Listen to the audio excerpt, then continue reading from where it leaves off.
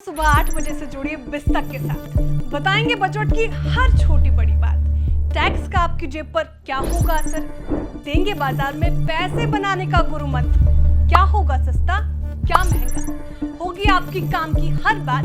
तो फटाफट जुड़िए बिस्तक के साथ। वित्त मंत्री निर्मला सीतारमण 23 जुलाई को 2024-25 का आम बजट पेश करके लगातार 7वीं बार बजट पेश करने वाली पहली वित्त मंत्री बन जाएंगी। लेकिन इस रिकॉर्ड को कायम करने की राह में फाइनेंस मिनिस्टर के सामने ऐसा बजट पेश करने की चुनौती है जो महंगाई और रोजगार की समस्या घटाने के साथ ही इकोनॉमी की स्पीड में भी तेजी लाने का काम करे। नई सरकारें आमतौर पर लोक लुभावन बजट पेश नहीं करती हैं, लेकिन लोकसभा चुनाव में मिले झटके के बाद इस बार मिडिल क्लास के लिए फ्रेंडली बजट पेश किया जा सकता है। तो क्या मिडिल क्लास को मिलेगा टैक्स छूट का तोहफा? इस बार के बजट में मध्य वर्ग को राहत देने के लिए सरकार टैक्स छूट का तोहफा देकर आयकर छूट की सीमा को बढ़ाकर 5 लाख रुपए कर सकती है। इसके अलावा टैक्स स्लैब को भी बढ़ाकर हर वर्ग के लोगों की जेब में ज्यादा रकम पहुंचा सकती है। इससे सरकार टैक्स का बोझ कम करेगी, जिससे लोगों को महंगाई से राहत मिलेगी।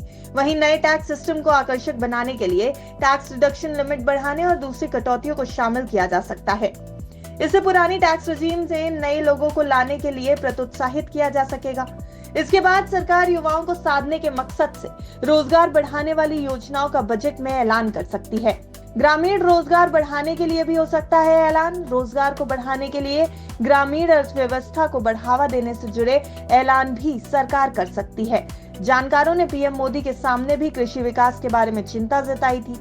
वहीं ग्रामीण क्षेत्रों में रोजगार की कमी और उत्पादन को बढ़ावा देने के लिए मुद्रा योजना के तहत दिए गए छोटे छोटे कर्जों के बावजूद क्रेडिट ग्रोथ में सुस्ती को भी उजागर किया गया था। इस समस्या का समाधान करके सरकार कई दूसरे सेक्टर्स की भी मदद करेगी, क्योंकि एफएमसीजी से लेकर कंज्यूमर ड्यूरेबल्स तक की ग्रोथ देश के ग्रामीण बाजारों पर निर्भर है। इसी तरह कृषि क्षेत्र के लिए भी कई ऐलान बजट में किए जा सकते हैं। कृषि को बजट में मिलेगी सौगात या नहीं, ये भी देखना होगा। किसानों को उनकी उपज का सही मूल्य दिलाने के लिए एमएसपी की खामियां सरकार दूर कर सकती है। फसलों की सरकारी खरीद कुल उपज का करीब 6% है। कृषि बाजारों और ग्राम हाट जैसे वैकल्पिक सिस्टम तैयार करके किसानों को एमएसपी जितना दाम दिलाया जा सकता है। पीएम किसान योजना की रकम को 6,000 से बढ़ाकर 8,000 या फिर उससे भी ज्यादा किया जा सकता है। आयुष्मान भारत योजना में कवरेज बढ़ाने के अलावा सरकार ग्रामीण इलाकों में आवास योजना, मनरेगा और सड़क निर्माण योजना के लिए ज्यादा आवंटन कर सकती है। इसके अलावा मैन्युफैक्चरिंग सेक्टर को लेकर भी सरकार गंभीर है। तो क्या मैन्युफैक्चरिंग सेक्टर को बढ़ावा मिलेगा?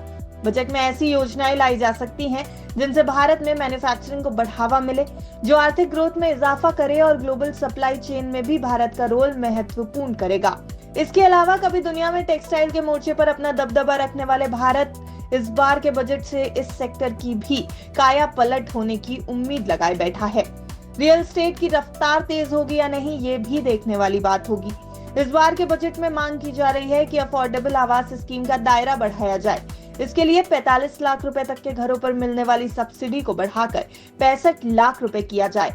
वहीं होम लोन की ब्याज दरों में टैक्स छूट की सीमा 2 लाख रुपए से बढ़ाकर 5 लाख रुपए और एटीसी के तहत छूट की सीमा को भी 1.5 लाख रुपए से बढ़ाकर 2.5 लाख रुपए करने की मांग है। इन सब के अलावा भी एजुकेशन, हॉस्पिटैलिटी और ऑटो सेक्टर तक के लिए बजट में कई बड़े ऐलान किए जाने की संभावना जताई जा रही है।